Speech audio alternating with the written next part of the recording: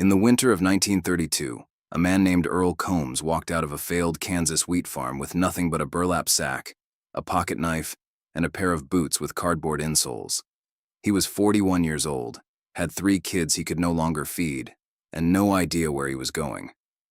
Over the next 4 years, Earl rode freight trains across 22 states, slept in ditches, barns, and hobo jungles, and somehow never went more than 3 days without eating.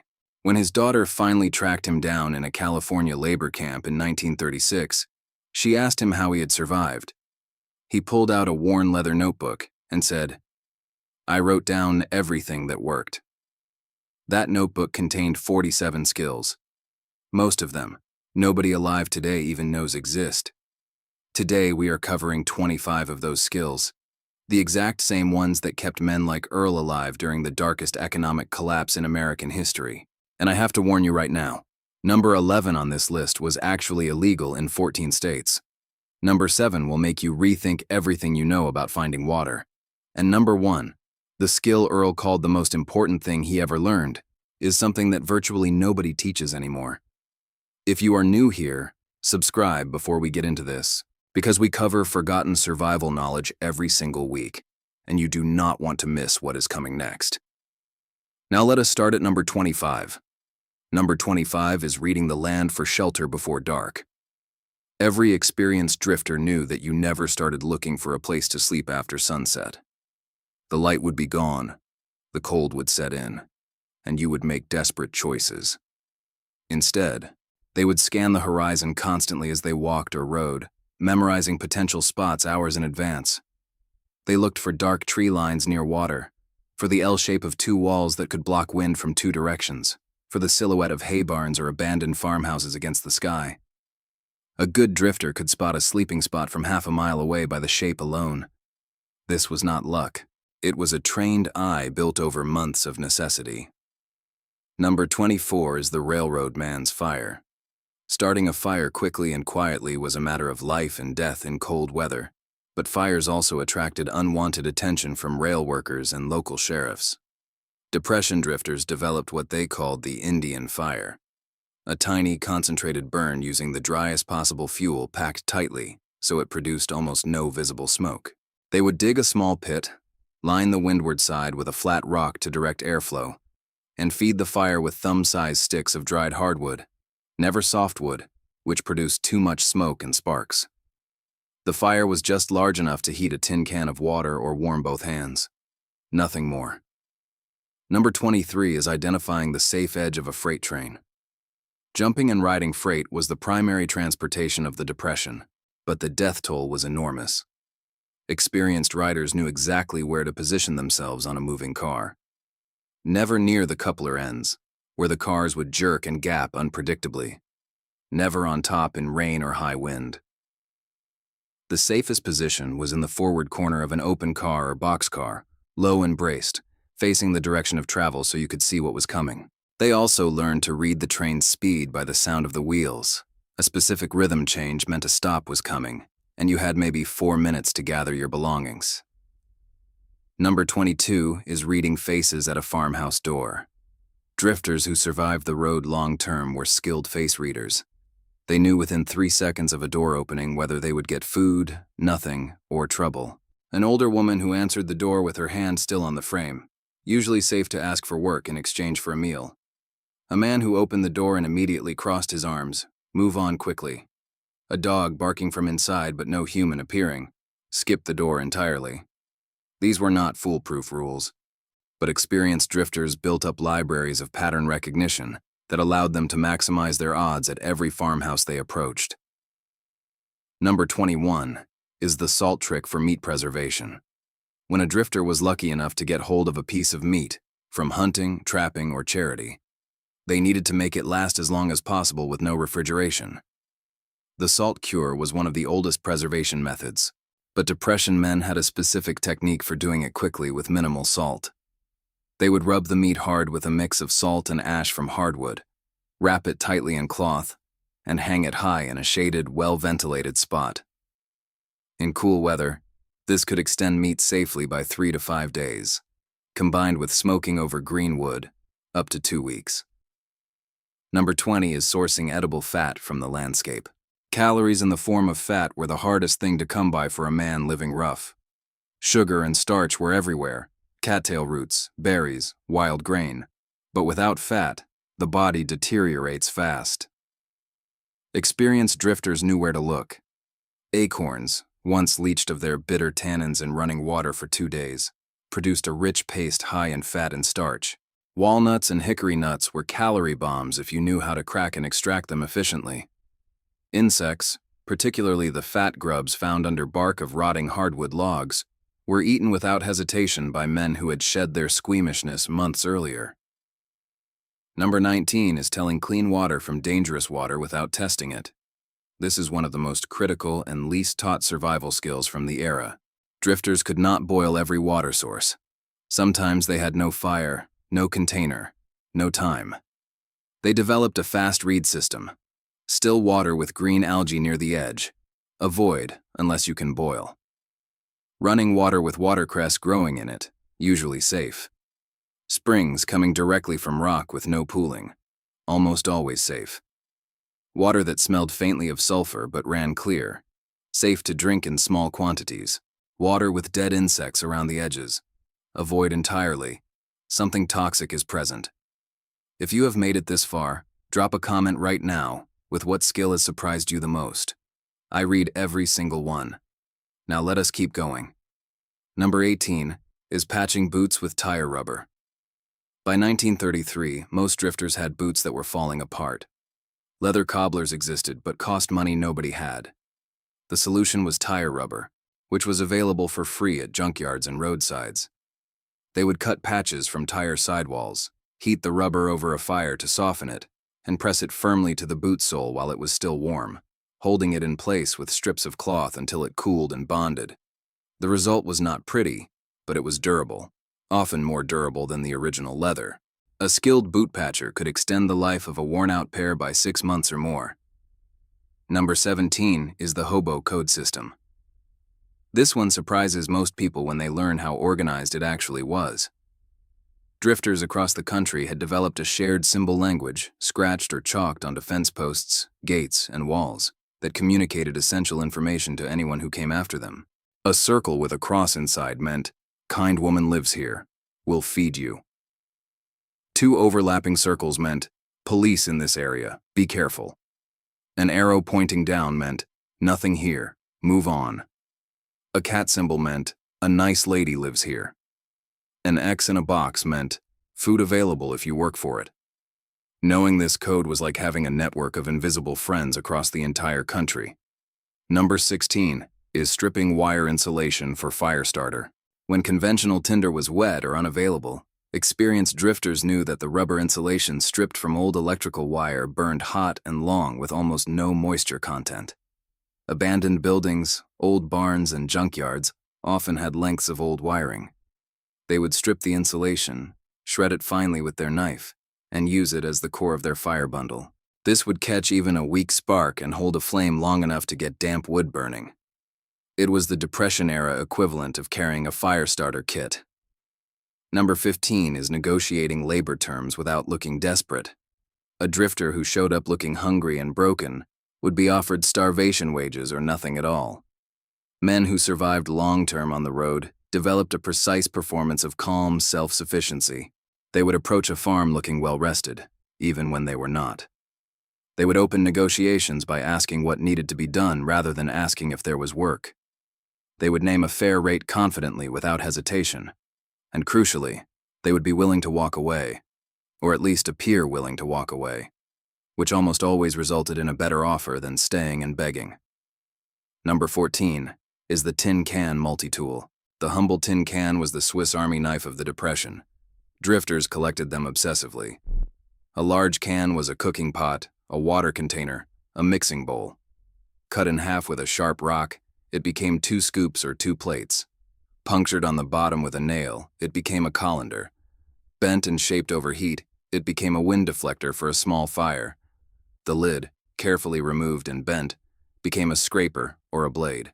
Men who knew how to work tin could build a functional camp kitchen from 6 discarded cans they found in a single afternoon. Number 13 is knowing when to leave a town before trouble finds you. Survival on the road was not just about physical skills. It was about reading the social temperature of every new place you entered.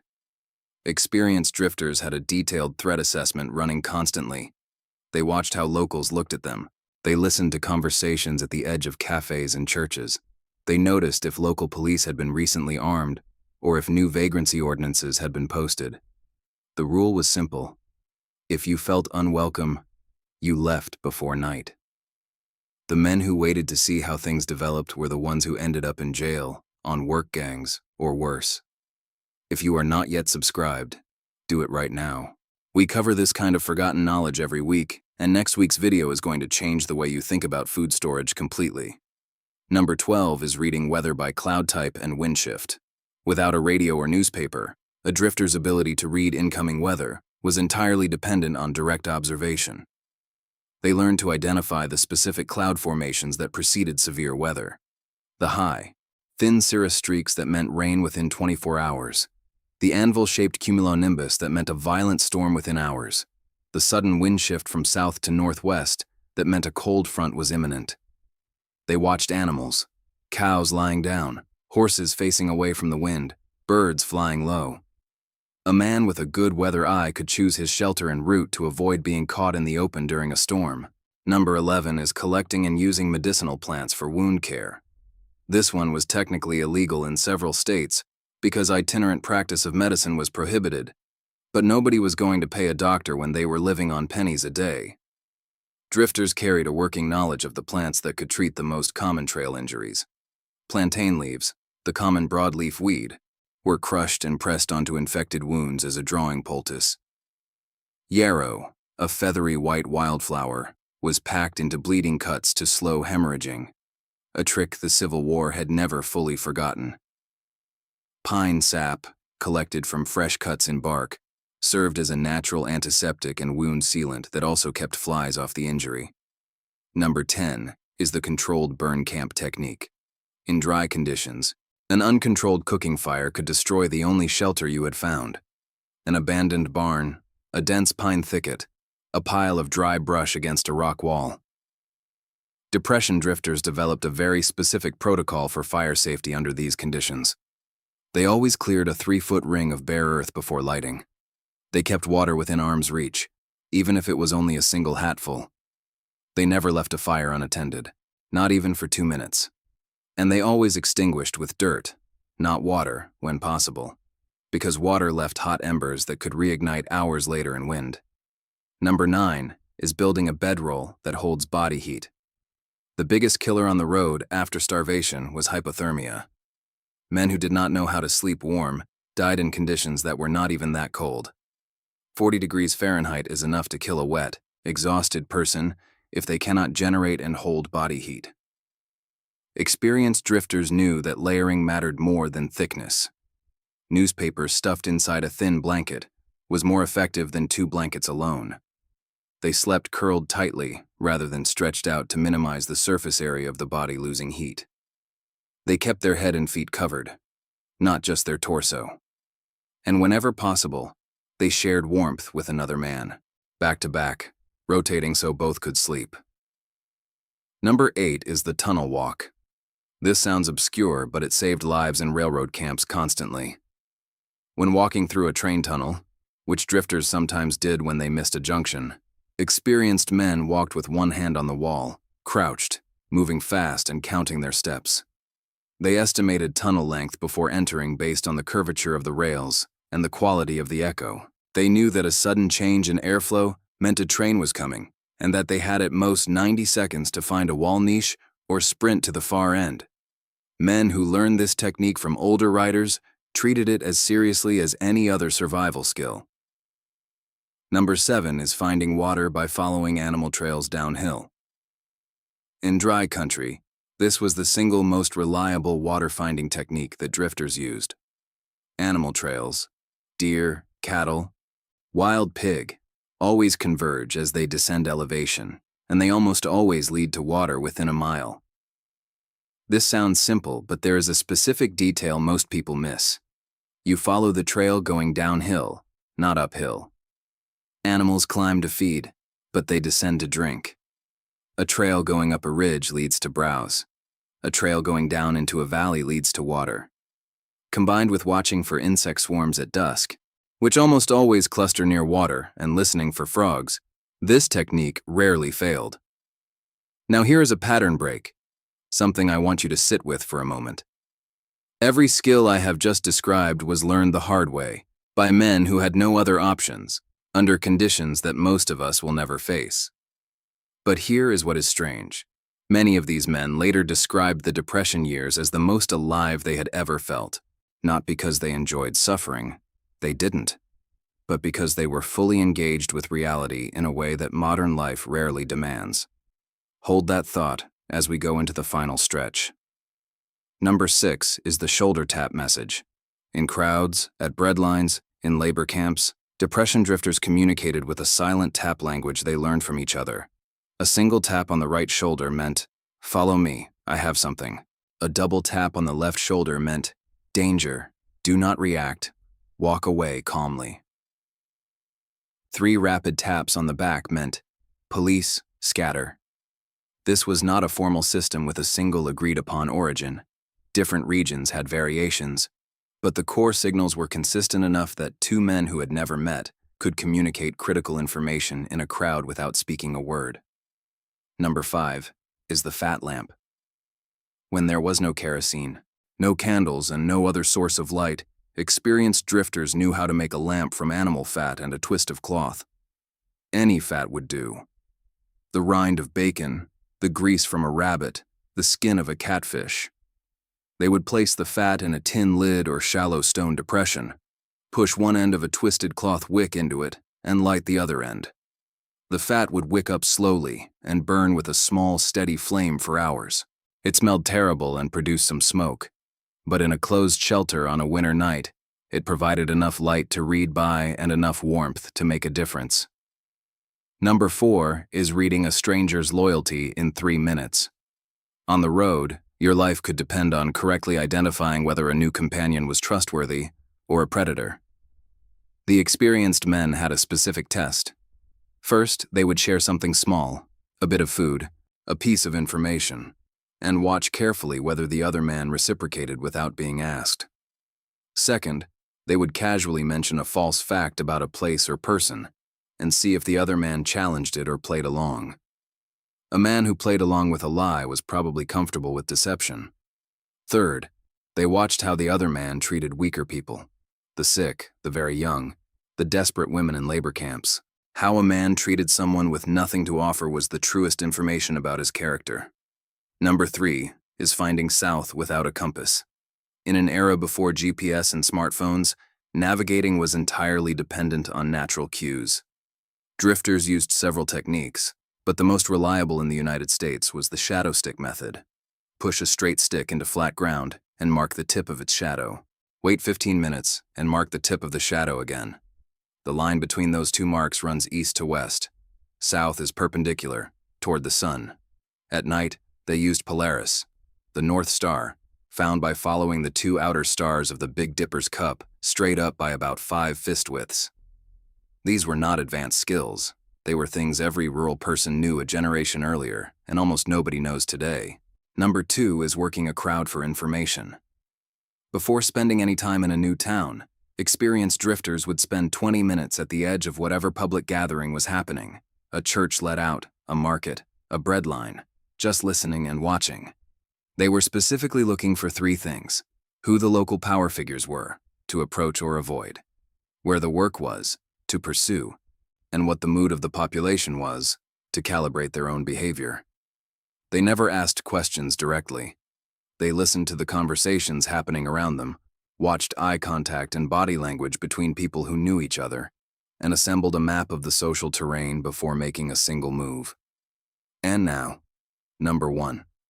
The skill that Earl Combs wrote in capital letters at the top of his leather notebook. The skill he said saved his life more than any other single thing on that list. Number 1 is gratitude as a survival tool. That probably sounds strange after 24 concrete physical skills, but hear me out, because this is not soft advice. It is neurological reality. Gratitude is the skill of finding the functional upside of every situation you are in, not because it makes you feel good in the moment, but because it keeps your brain solving problems instead of shutting down. Earl described it precisely in his notebook. When he found himself in genuine despair, no food, no shelter, wrong direction, cold coming, he would force himself to list aloud 3 things that were actually true and actually functional in his current situation. The boots still had soles. He had not been sick in 2 weeks. The sky was clear. Not inspirational thinking, just accurate inventory of real assets. What this did neurologically was interrupt the catastrophizing loop and refocus attention on the resources that were actually available. Men in his camp who descended into full despair stopped solving problems. They stopped scanning for opportunities.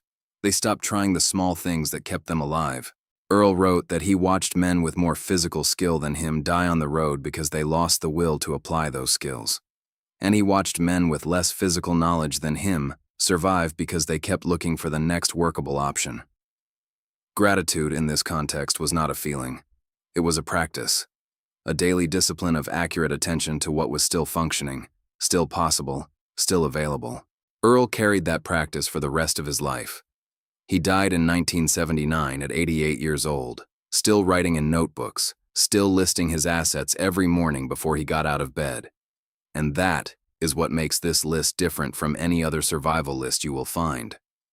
24 of those skills are things you can practice and learn in a weekend. Number 1 takes a lifetime to master. And according to Earl Combs, it is the only reason any of the other 24 matter. Here is my challenge to you. Pick 3 skills from this list today, just 3, and write them down. Not on your phone, on paper.